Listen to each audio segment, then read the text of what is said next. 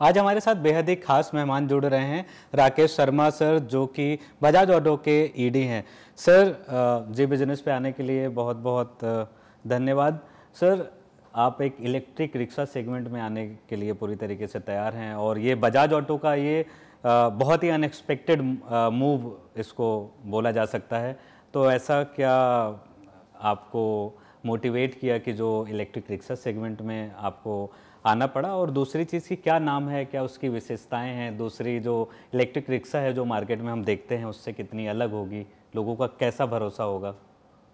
जी बिल्कुल, पहले तो आपका बहुत बहुत शुक्रिया कि आप यहाँ आए और मुझे आपने अपने प्रोग्राम में आमंत्रित किया है। तो ये वाकई में बजाज ऑटो के लिए एक अनहोनी सी मूव है एक तरह से। वैसे तो हम लोग थ्री व्हीलर से भी के नाम से भी जाने जाते हैं बजाज ऑटो। हमारे थ्री व्हीलर्स इंडिया में ही नहीं लेकिन पूरी दुनिया में दौड़ रहे हैं। 80% मार्केट शेयर है और थ्री व्हील्ड मोबिलिटी में हम लोग का 80% मार्केट शेयर है। CNG, LPG, electric, petrol, diesel, इन सब फ्यूल सिस्टम से चलते हैं। लेकिन इसके बावजूद जो पिछले दशक में रिक्वायरमेंट्स आई हैं आम व्यक्ति को के आने जाने के लिए, उससे जो ये विकास हुआ है इस क्षेत्र का, वो बिल्कुल एक लो प्राइस एरिया में हुआ है।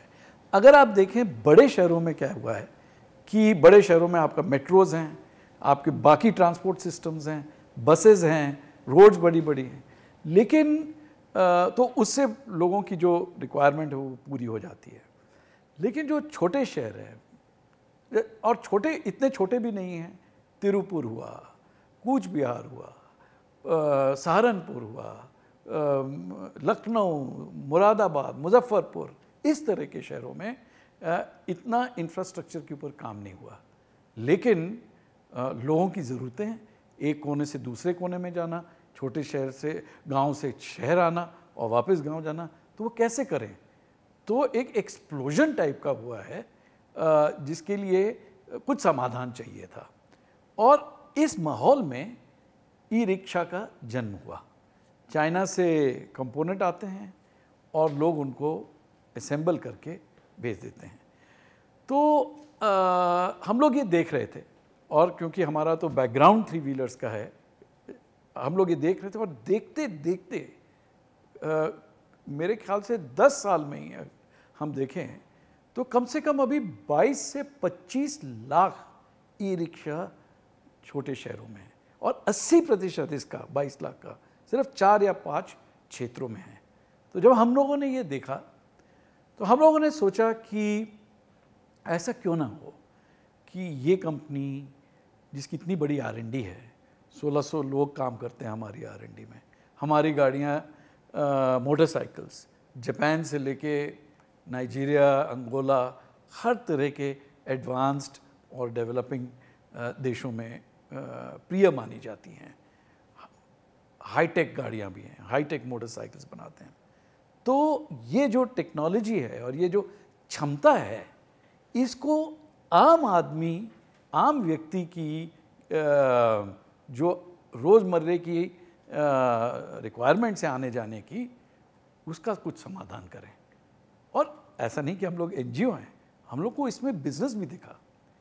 तो 2-3 साल पहले हम लोगों ने इस पे काम करना शुरू किया कि ये जो आम व्यक्ति की और आम ड्राइवर्स की जो प्रॉब्लम्स हैं उनको स्टडी किया गया, और उसके बाद हम लोगों ने ये ई रिक्शा बनाया। लिथियम आयन का ई रिक्शा है, इसका नाम है रिकी, और इसको हम इस तरह से प्रस्तुत करते हैं ये कहते हुए कि ये भरोसे की भागीदारी है।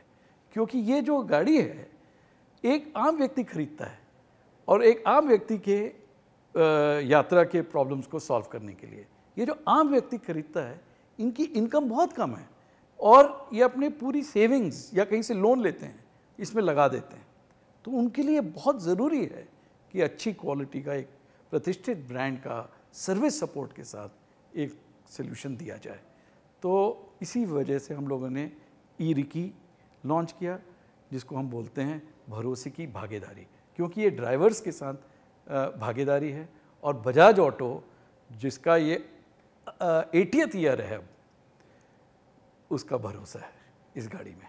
तो सर ये कौन कौन से मार्केट में आप इनिशियल टाइम पर आप जा रहे हैं, कौन सा शहर है जहां पर आप स्टार्टिंग जो पहला फेज़ होगा इसका, वो कौन कौन से सिटीज़ आप देख रहे हैं रिकी के साथ? अभी हम लोगों ने लॉन्च किया है, मेरे ख्याल से 1 महीना भी नहीं हुआ, और 4 शहर हैं, जैसे मुरादाबाद, रायपुर, पटना, 1-2 और हैं,